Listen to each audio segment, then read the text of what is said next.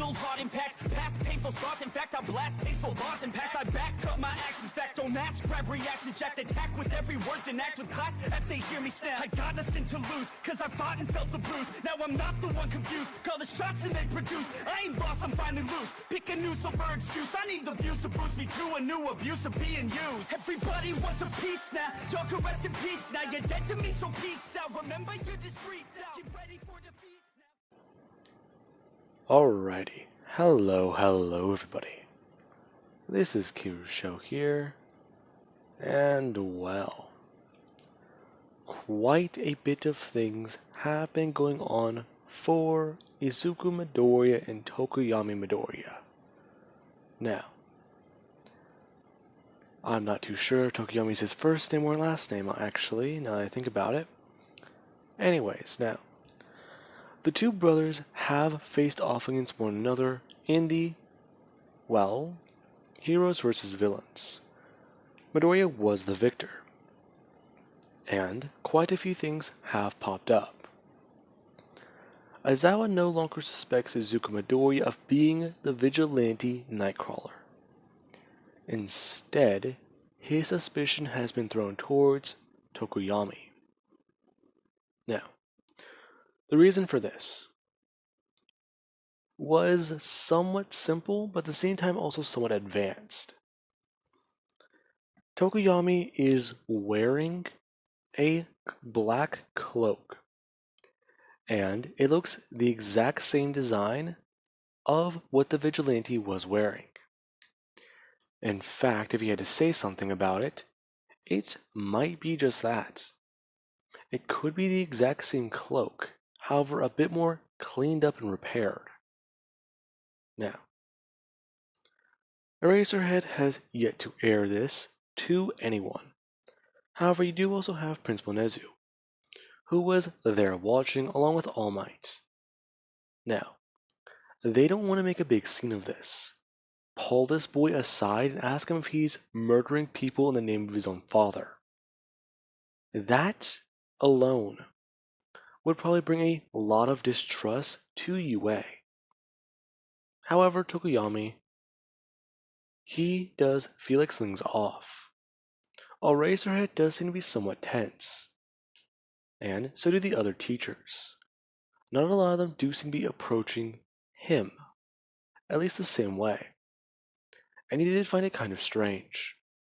However, we actually do have about almost a month later. And this amount of time, Midoriya's wound has fully healed, along with him actually getting back to vigilante work, using his father's original cloak. Now, along with that, you do actually have Midoriya tonight, where he is heading out to leave. It's the night before the USJ. Midoriya is going to go out for a little bit of time, then he's going to be right back, since he does at least want to catch a little bit more sleep, since he'll be physically active today, or tomorrow. As he's going to head out the door, you actually do have Yui, who she does look at Midoriya. Oh, you heading out? Yeah, I am. What's up? Not much. Anyways, I did have a question.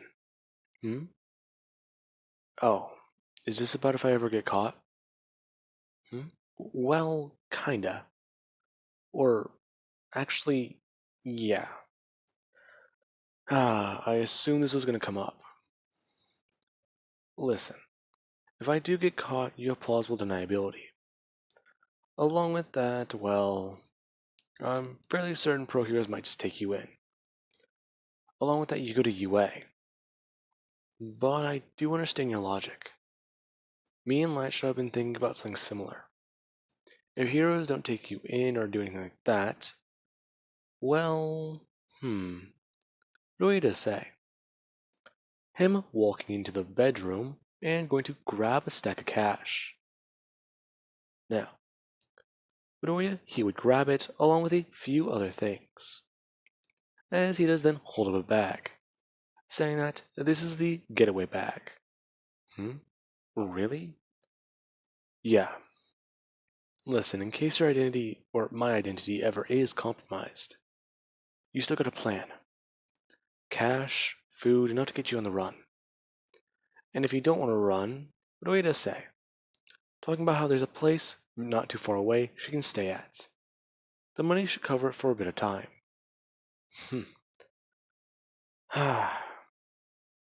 Well, that's nice.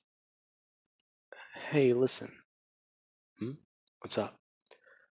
I know I'm not really the easiest person to talk to or really even hold a conversation with, but thank you.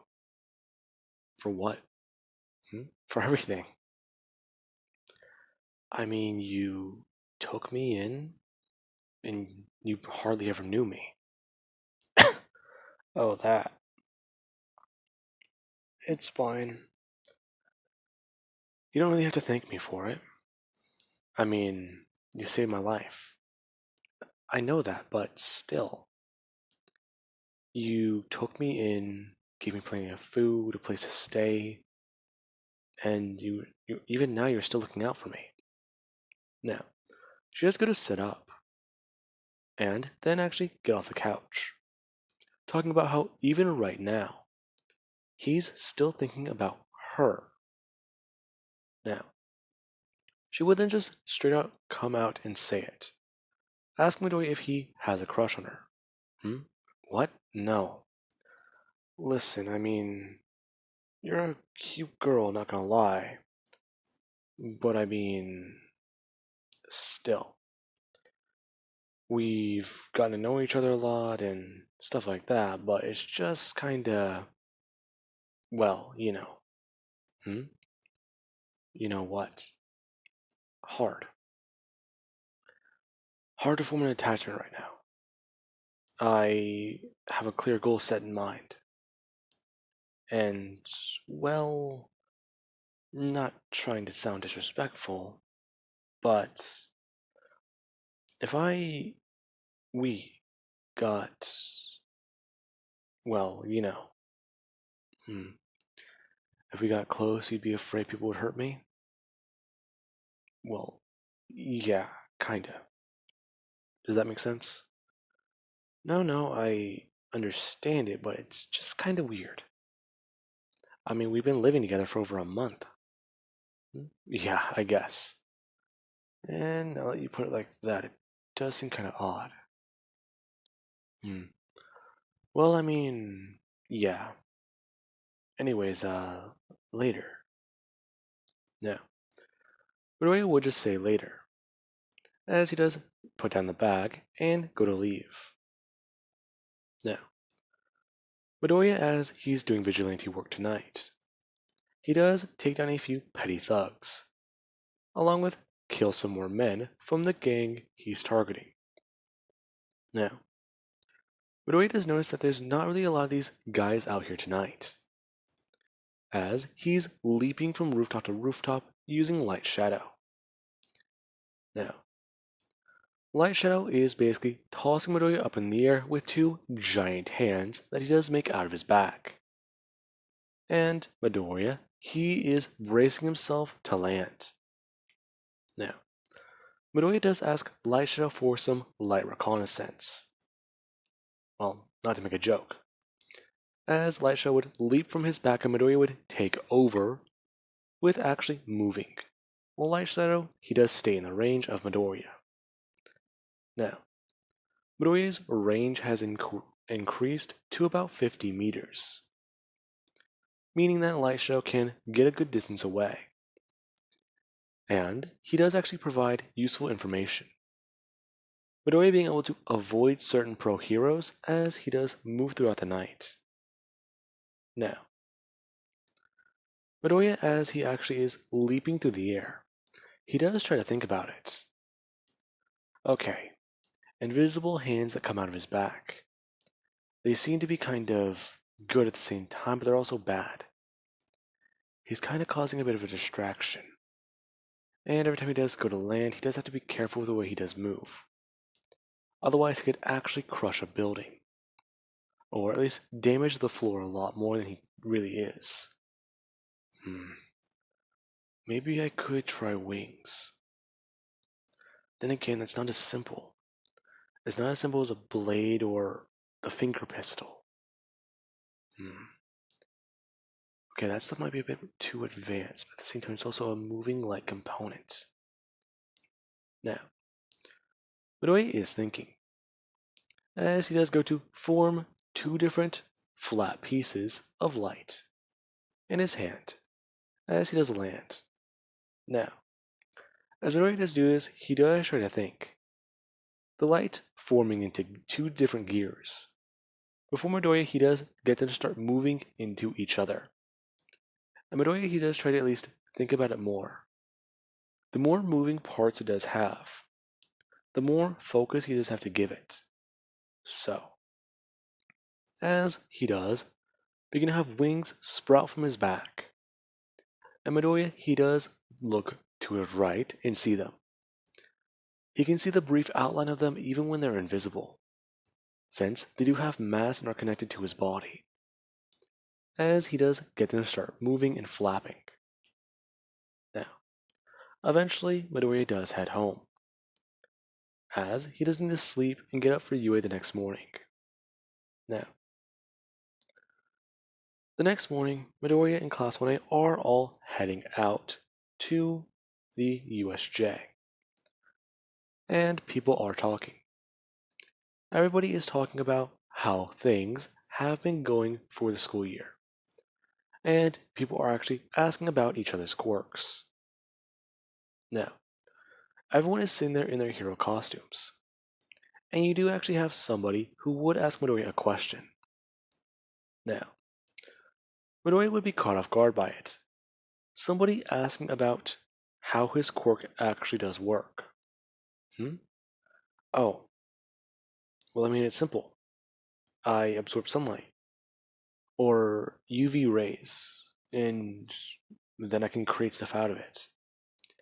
Even then, I also do have light shadow, my sentient quirk. It's that part I don't understand too much. Now, light shadow would pop out from Midoriya's shoulder, as someone does ask about the light creation thing he can do. Oh, about that, it's not anything too fancy. I can do basic things, like weapons, and, well, I think, well, moving gears and stuff like that is a lot more complicated. It's not as advanced as, well, Yairozu's creation. In fact, I'd say I am barely starting to get the hold of it, with more complex designs. Now, you do actually then have somebody who would bring something up. As Toru, she gets heavily embarrassed, as somebody does ask about how Midoriya was able to see her. Now, Midoriya, he does get a bit flustered by this. Him trying to give an explanation as Mr. Aizawa does tell them all to sit down and to be quiet, since they're almost there.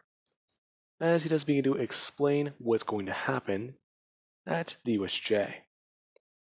Now, eventually everyone does get off the buses and head out. As Aizawa, he does actually stop Midoriya whenever he does get off. And he does ask him to stay back for a minute so that he can ask a few questions. Now, the moment that it happened, Midoriya's heart did drop in his stomach. And he almost panicked. Sure, Mr. Aizawa, what's up? Okay. I have a few questions I wanted to ask you. Sure. Now, Mr. Aizawa does ask Midoriya about the Vigilante Nightcrawler and his stance on it. Well, I mean, the guy is taking on the mantle of my father. I'm not really too comfortable with that. So you hate him? I wouldn't say hate. He's, well, taking out people who are a serious threat. Is that how you feel? Well, I mean, he's killing them, that's the only bad part. Along with that, there's Well, not too much information about him. But he protects people, doesn't he? Trying to be a hero, even trying to continue my father's legacy. It's almost admirable. But at the same time, he's probably just doing it for publicity. And he's probably insane. Okay, that brings up my next point. Now, Eraserhead would ask Midoriya if his brother's been doing anything strange. Tokoyami? No. In fact, I kinda don't really live with him. You two don't live together? Yeah? Why? Is that weird? I kinda decided to stay last minute and got an apartment complex. Or, well, an apartment, so I didn't really have too much time to talk to anyone. I mean, I've seen his caretakers Mitsuki and, well, Mr. Bakugo. But other than that, I haven't really been around. Me and him do try to hang out after school, but at the same time, we're both kind of in our own little worlds. I see. Now, Aizawa, he does actually ask Midoriya if he thinks his brother's Nightcrawler, to which Midoriya would respond with a firm no, as he does go to walk away. Now, they do both head in, and Mr. Aizawa, he does keep his eyes on Midoriya. If what he's saying is true, then it's quite possible. At the same time, however, this leaves a loophole. His brother can't be Nightcrawler. He got an apartment complex, or complex. Wait a minute. Something here doesn't add up. He bought an apartment, but he doesn't have a bank account information. Especially from what I looked at, that means he had all the money on hand. And then there's no... Wait a minute. Now, Aizawa does have something click in his head. He saw Toru Hakakure, who's invisible, and he manipulates light.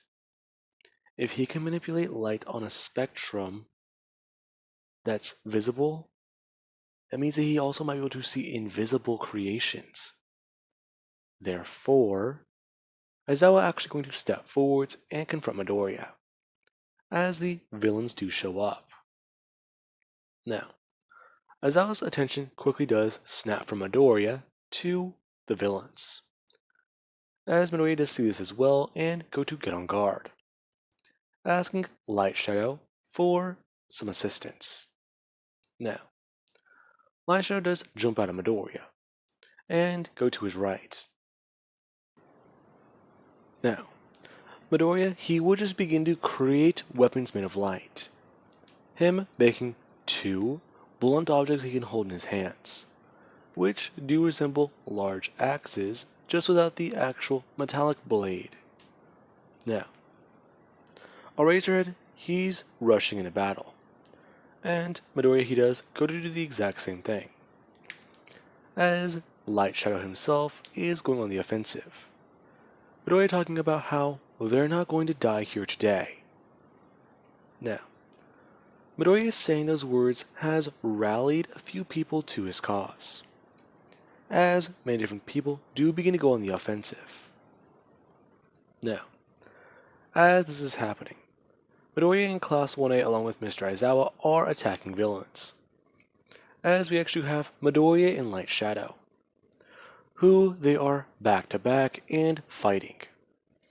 Light Shadow actually being able to take down a few people, as he actually does connect one of his hands into Midoriya's back, as he does ask him through their shared thought process exactly how lethal should they be. And Midoriya tells him to hold back. They can't let their cover be blown. Now, as this is happening, you do actually have Mr. Aizawa, who does yell for Midoriya to actually put a bit of effort into this.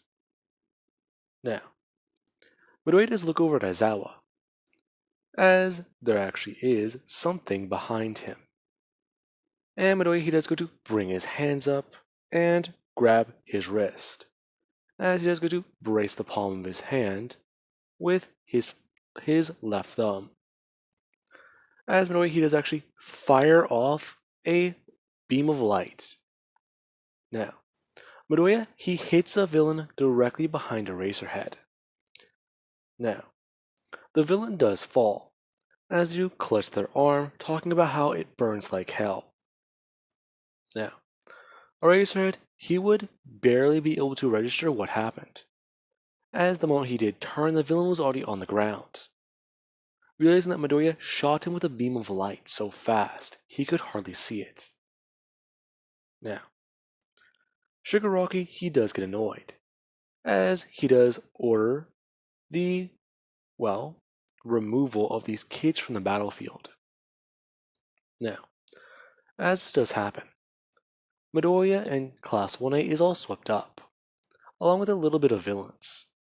Now, Midoriya and Light Shadow are both currently falling, as Midoriya, he does actually begin to focus. Now, Midoriya does create large arms out of his back, as they begin to take the shape, or at least rough shape, of wings.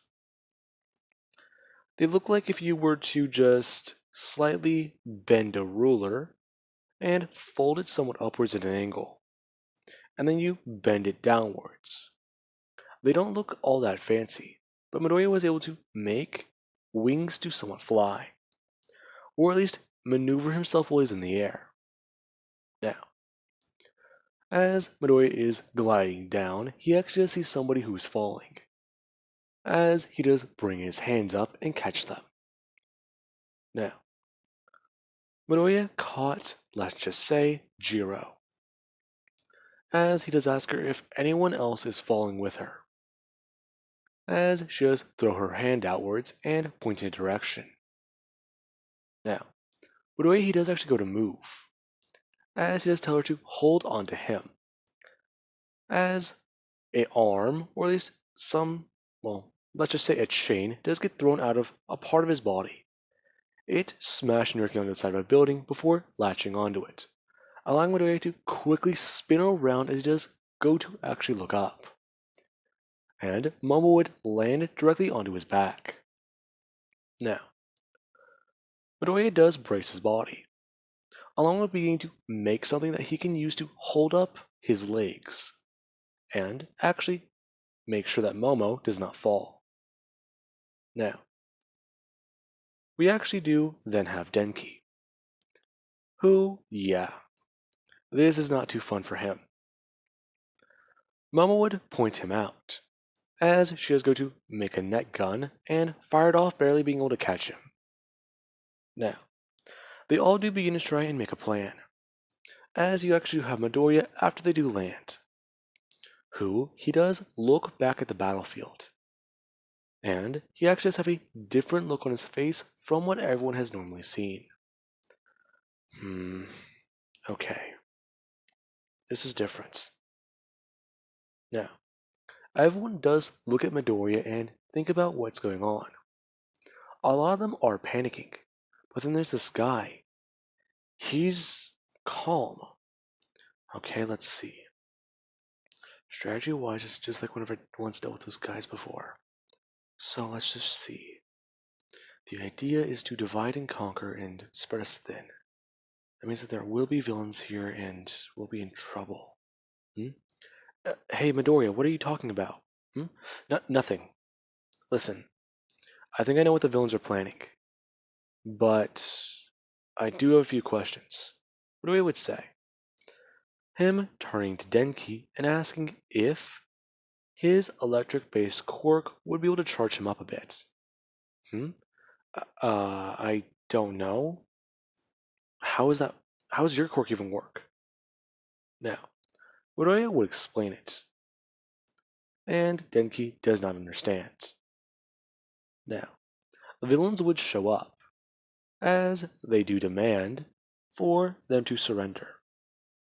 Now, with that being said, I do believe that that's a good point to leave this video off of, and I do Hope you guys enjoyed, and have an amazing night. I'll catch you guys in the next part.